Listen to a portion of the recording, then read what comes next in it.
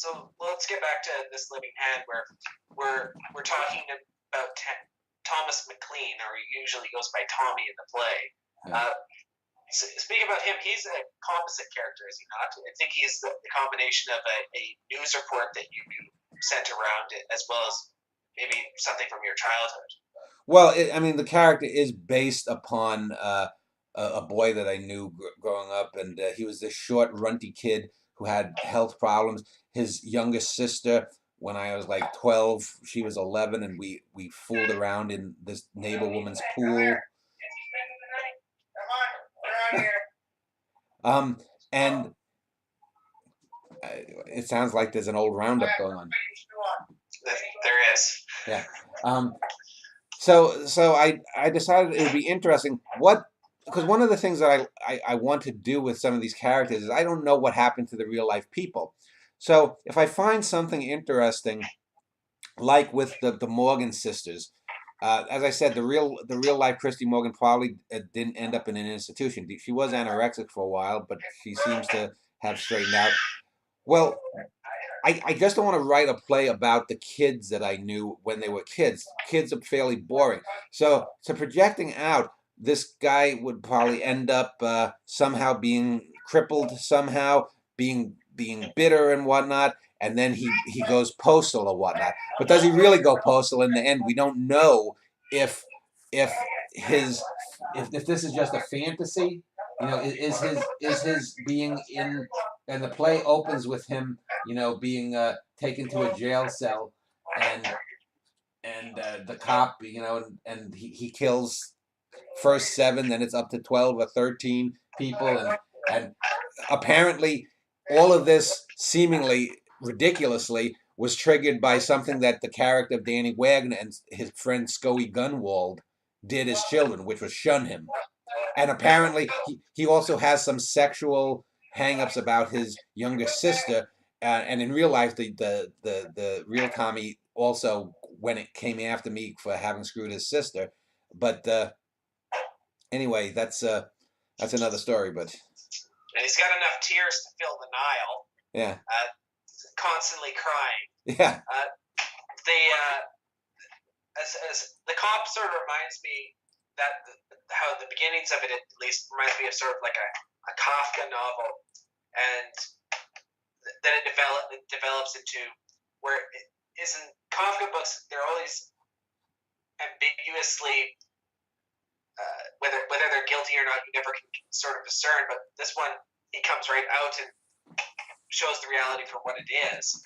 I wanted to speak to sort of the newscast interludes. Those were very effective, I thought, where it begins with this initial report of his killing, and then you later have the newscast element used again at a baseball game.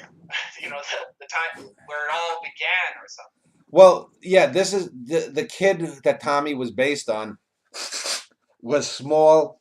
He was chubby and whatnot, but he had, for a couple of years there, he was a pretty good baseball player on a little league team.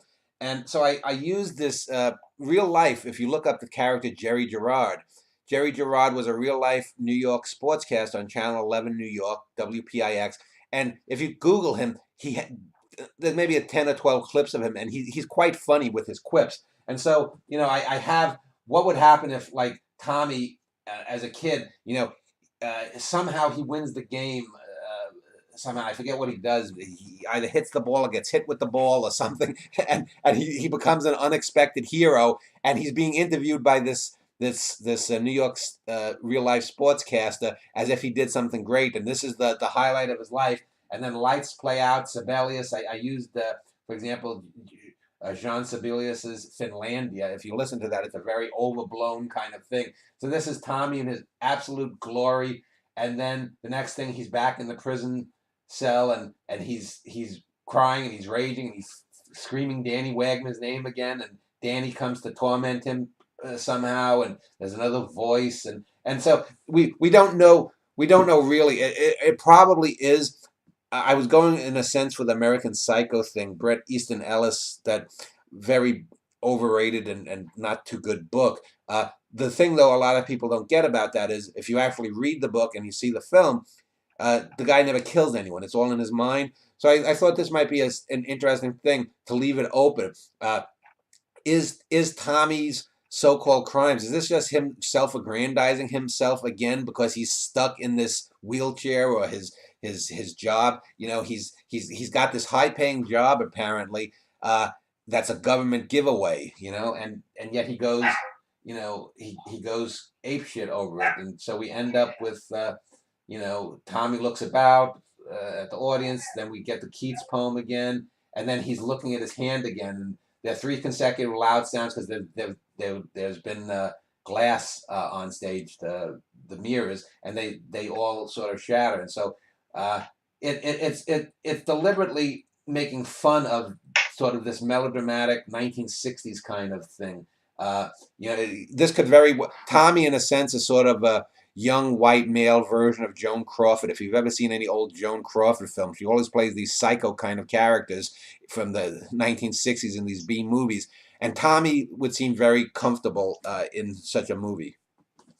In a Joan Crawford movie. Yeah. The use of public domain stuff, you end up using Nietzsche, but it initially starts off with an Ayn Rand quote from Atlas Shrugged. That Danny sort of goes ballistic over, that this is being used because it's not public domain. Yeah. And the quote is literally on top of Tommy. It's weighing him down. Yeah. Just as the Nietzsche one, but that one's less heavy. That one's less hewn in granite. Yeah, and I even say how they can, if they produce this play and they can't get the rights, we can just remove that. So in the play we get a justification for using something that's public domain, but we can scrap it if we can. And so it adds this kind of. There's also people that this Danny answers to, because the stage manager comes out and has received calls and complaints, and they're not happy. The legal department of the theater. Yeah.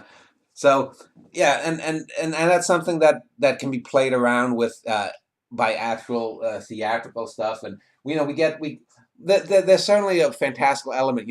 There's the blonde, stereotypical newscaster, and I think she walks around in a negligee or a bikini or something, and she's trying to tempt Danny, or she's trying to tempt Tommy, or Tommy's like, his tongue is hanging out because he can't get women because he's this short, shriveled, handicapped, psychotic. Well, she cockles him too, and she lets him feel her feet and touch it and kiss it. Yeah. And then when he goes too far with it, then she goes ballistic. And I think there's a later scene of him killing her or attempting to kill her while all the lights are flashing and turning color. Yeah. Which, when you were referring to whiteouts, I was thinking of how you changed it even more with this play in the dramatic lighting. Yeah. There's also a really terrific scene too where Tommy is literally arguing with himself, left and right. Yeah. There's the left Tommy and the right Tommy. And then is Tommy also a closet case because there's this muscular guy and who's sort of teasing Tommy too. But the thing about the kissing the foot, that I took from my gaydar didn't go off there. Yeah. He seems to be repulsed by it. Yeah, but the character is assuming the gay guy, the muscular guy, but the kissing the foot thing is a rework, and I actually take some of the actual quotes from the English translation of Miss Julie, and this is something that I mentioned. There's probably about 5, 6, 7 plays of mine that I take maybe a 5 or 6 exchange run from a famous play and repurpose it in plays, and I don't tell anyone about it. This is something for people to do. But the kissing the foot scene is a direct steal and a direct quote from Miss Julie by Strindberg, and if you know that scene, the way it plays out here gives it a whole different dimension. Also, you use Melville too, where he's against the whale of himself or something. Yeah, there's a lot of. I mean, this is a play too that initially I wanted to start out. I found myself in the last from about play 22 to about play 27, 5 or 6 plays, my mind getting a little bit too absurdist. because some of these characters initially I was going to want to have the Tommy character. Well, as I was going through it now, uh, I still don't emotionally resonate with this. I still don't emotionally like this play, but it is a lot more complex than what I was initially thinking, because it does seem to switch between different styles within every scene. It has more complexity than initially seen on the first glance. Yeah. I mean that's one of the things I did, but I found myself. I think maybe I was trying to give myself pressure to get, say, 27 or at least a play a week for 6 months. And it's not that I regret doing the play this way, but if I had taken more time, What I'd was make. that? What? What was that? I didn't hear There was a anything. loud. There was a loud screech. I didn't hear anything. Okay. Um, but uh, and another thing too that we didn't mention, there's also the sadistic old grandfather Poppy, who apparently Oh molests yes. the girl, and who beats Tommy mercilessly. And so, but again, that's not really explored that much because again, these are expected things, and so I sort of use these built-in stereotypes. We don't really need to know much about Poppy. Uh, we can figure out Tommy is sort of what he is in a large degree because of Poppy, but